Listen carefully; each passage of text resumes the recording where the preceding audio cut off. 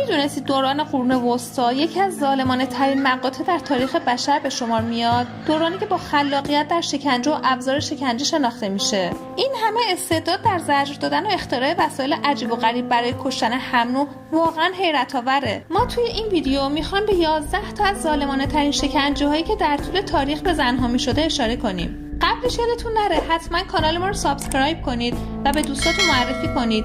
اون زنگوله رو هم فشار بدید و حتما برامون کامنت انگلیسی بذارید. خب بریم سراغ لیستمون. شماره 1 ماسک‌های فلزی. در قرون وسطا برای شکنجه زنای پرحرف یا زنایی که از حرف مردا سرپیچی می‌کردن یا خیلی قورقورو بودن از ماسک‌های فلزی استفاده می‌شد که روی صورتشون قفل می‌کردن و یک تیغه فلزی هم داشت که با فشار داخل دهنشون میرفت که اگه زبونشون رو حرکت میدادن بریده میشد و با درد خیلی زیاد و خونریزی همراه بود. شاید این شکنجه منجر به مرگ نمیشد ولی یه جورایی باعث تحقیر و بی‌احترامی بود.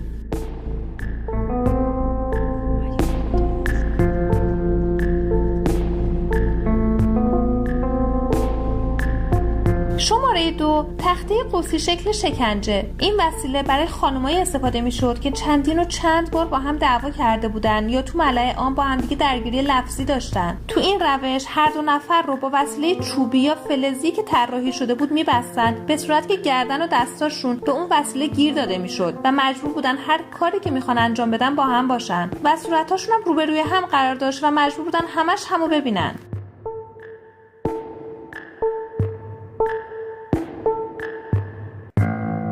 شماره 3 بریدن بینی. بریدن بینی زنها در قرون وسطا عمدتاً برای خانمایی که بی‌بندوباری جنسی داشتن استفاده میشد. با بریدن بینی و از بین بردن زیباییشون در اصل قدرت کشش زنونه رو ازشون میگرفتن. در سال 1018 میلادی قانون ناتس تصویب کرد که زنایی که مرتکب زنا میشن به عنوان مجازات باید دماغ و گوششون رو ببرن. در عوض مردای زناکار فقط مبلغ رو به عنوان جریمه پرداخت کنن کافیه. شماره 4 علامت گذاشتن روی بدن زن با آهن گداخته. این شکنجه یکی از محبوب‌ترین شکنجه‌ها در قرن 16 به حساب میاد و برای زنایی استفاده میشد که متهم به خیانت بودن و همینطور زنایی که به خاطر زیبایی ظاهرشون ازشون شکایت شده بود، چه به حق چه به ناحق. توی این روش روی صورت قربانی با آهن گداخته علامت‌هایی میذاشتن که علاوه بر دردناک بودن به خاطر عمیق بودنش تا سالهای سال روی صورت قربانی باقی میموند و از بین نمیرفت. شماره 5 سوختن روی ستون چوبی. این شکنجه برای زنایی استفاده میشد که متهم به خیانت و جادوگری و ارتباط با شیطون بودن، به ویژه در اسکاتلند. یعنی باید سوزونده میشدن، اما این شکنجه یک شکنجه عادی نبود. برای اینکه سخت‌ترش کنن کل بدن زن رو با قیر آب شده میپوشوندن و به یک ستون چوبی از گردن میبستن و همزمان که آویزون بود بشکه‌ای رو زیرش روشن میکردن تا شعله ور شه و همینطور که قیر بدنش رو میسوزوند و آویزون بود دچار مرگ تدریجی دردناک میشد تا آتیش از پاهاش شروع شه و به سرش برسه و زنده زنده میسوخت و میمرد.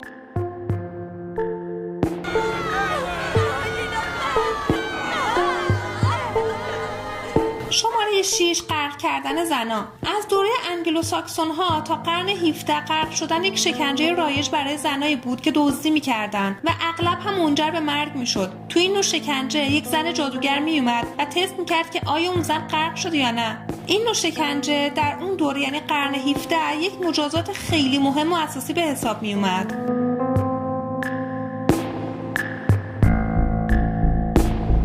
شماره 7 الاغ اسپانیایی. یکی از ابزارهای شکنجه در دوران تفتیش عقاید مذهبی در اسپانیا وسیله‌ای به نام الاغ اسپانیایی بود که روشی بسیار دردناک و غیر انسانی به شمار می اومد. در این روش قربانی به صورت لخت با پاهای باز روی یک دستگاه شبیه الاغ قرار می گرفت که در واقع یک تیکه چوب عمودی بود که میخ‌ها یا اشیای نوک‌تیز روی اون به حالت مثلثی شکل که رأس اون بالا باشه کارگذاشته شده بود. بعد شکنجهگر وزنه‌هایی رو کم کم به پاهای قربانی می‌بست تا اینکه در نهایت وزنها فشار زیادی به قربانی وارد کنه و میخ‌ها و اشیای نوک‌تیز وارد بدنش می‌شدن و بدنش رو پاره می‌کردن.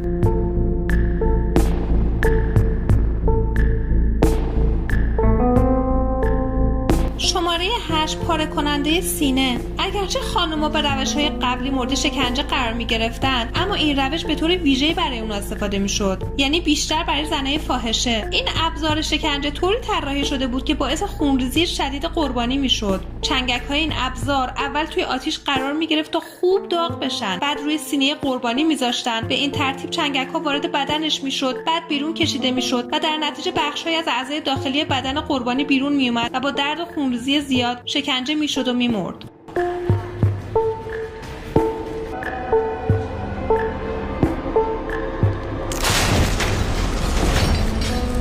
شماره 9 شکنجه با اره. توی این روش شکنجه قربانی‌ها رو به صورت وارونه آویزون می‌کردن تا خون به سمت سر اونها کشیده بشه و همزمان اونها رو هوشیار نگه می‌داشتن. بعدش بدن قربانی‌ها رو آروم آروم با اره به دو نیم تقسیم می‌کردن تا مرگ طولانی‌تر و دردناک‌تری داشته باشه.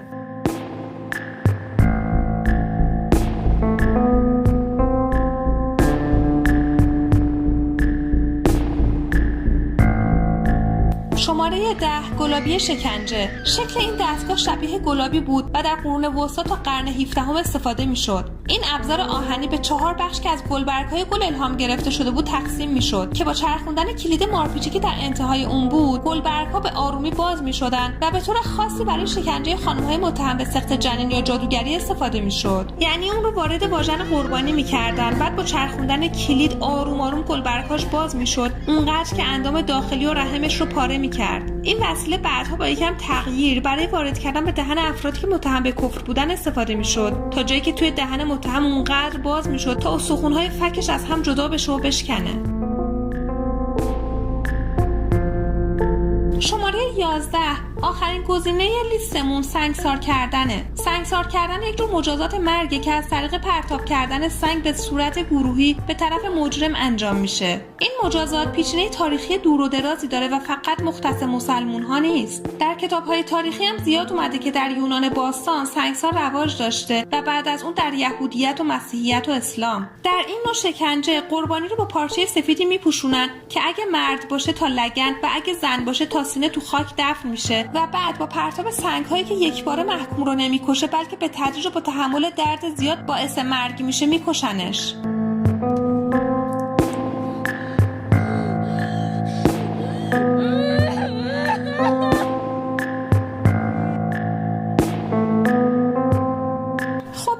اینم یه لیست 11 تایی از شکنجه زنای قرون وسطا. ازتون ممنونم که تا آخر ویدیو با ما همراه بودید. یادتون نره حتما کانال ما رو سابسکرایب کنید، لایک کنید، کامنت انگلیسی بذارید و به دوستاتون معرفی کنید.